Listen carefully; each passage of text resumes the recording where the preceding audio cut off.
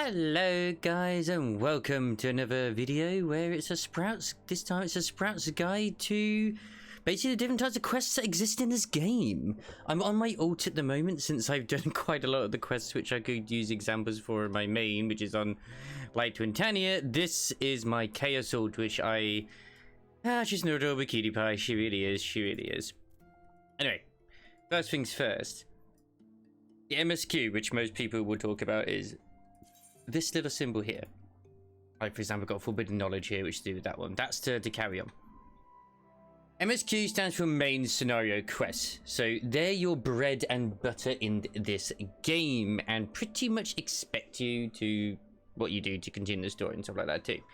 There is another type of quest on the side, which of course are just regular side quests, which are like just regular explanation marks. See if we can find one right here. Right, here we go. Help me, Lord of the Dance, for example, is just a side quest, but this one is a special type of side quest, if I remember, because I'll just go over here and interact with this NPC, because this one actually gives you something which you unlock, if I remember.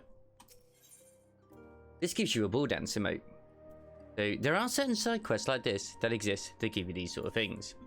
There are also other special side quests, which I will show hopefully around now on my main, this sort of moment right here, hopefully, fingers crossed, which are similar to those, but they are actually got story behind them, and you will know that they are different because they have the little banner and the image in them. Like, for example, they're similar to like this, you see, where they got these in the actual description. Like, playing the postman is, as you can see, there's no sort of picture there and stuff like that, etc, etc, etc.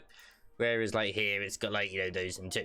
Anyway, the other type that you've got here are obviously your job quests. So like, for example, I've got my gunbreaker one. These will always appear underneath whatever your next step for your MSQ is, which is higher gun blades. Sometimes other stuff will appear underneath, like for example your chocobo mount, which you can't like get outside of MSQ anyway, and it will make sure you do that before you continue certain aspects of the story anyway. So these sort of quests will have special symbols, and you can have like up to 30 in this anyway, so make sure you don't have too many in it like crazy. Then of course you have the ones which are synced, like this one here, where it will sync the sort of as maximum as possible to that sort of content. So the max level this will be is 60 because it's the Varth one, blah blah blah blah blah. And usually, like, the more quests you do for the beast tribes, the more XP you get. Anyway, a few more quests which you're on about as well. Is I'm going all over the place right now. Are the blue explanation mark quests, which of course there is an NPC over here who has it too. These are very important for you to also interact with, because they usually mean, if they're blue like this, not only is it in the goo, but it means that it is something you unlock, because this actually is the start of the Hildebrand quest chain, which is a really wonderful quest chain, which also unlocks a load of a few dungeons and some more trials than dungeons, but sometimes like those are how you unlock dungeons as well. So they're also one to keep an eye out for. Not too overwhelming. There are also Lev quests as well. Now, Lev quests, you can see down here, you have an allowance of, you can have 30 on you and 16 allowances, which you can earn, which I have 100 of them in total. These used to be a good way of leveling. Well, even back in ARR base, they used to be at least an okay way of leveling, should I correct myself. These are more now designed to sort of level up your crafters and stuff like that too, and your field crafters. So you got tradecraft, fieldcraft, etc, etc, etc. But even now, because of Ishgard, you can kind of just ignore them. If you really need to get some like low level gear and stuff like that too, like accessories and things, you can do these. I wouldn't say no to doing them, because they are handy. And if I recall, where is it? Because this is a very important thing for you to do. I'm trying to remember exactly where it is. Challenge log, yes. The challenge log. See, just by doing 5 level quests, you can get yourself level appropriate XP. So I can do 5 level quests, which are really easy to do. They'll give me XP. They'll be kind of negligible, but I get 1 million XP toward on my current job out of, like, I've got 7 million here, for example, and I get 1,000 gil. And the more I complete in terms of these, the more money I get. So I complete 5, I get 10k, complete 10, get 10k, 15, etc, etc, etc. And there's all sorts of different sections as well for you to get sorted to, and these are your bread and butter. So yeah, like, completing 3 dungeons is the equivalent of doing 5 lev quests in this thing. Just honestly, if you really want XP, do your damn 5 lev quests, okay? And of course, there's Fates as well, which are your open world dynamic event type things that happen if you play Guild Wars 2. These are going to be your other mostly bread and butter outside of quests in terms of leveling. Don't do them as a blue though, because it's terrible to do those as blue. Just if you get a level blue, just kill mobs, okay? So this is a game that doesn't want you just to kill enemies. In fact, if we just go out right now into the world, because we're just here in Oldar, we should hopefully see ourselves some fates.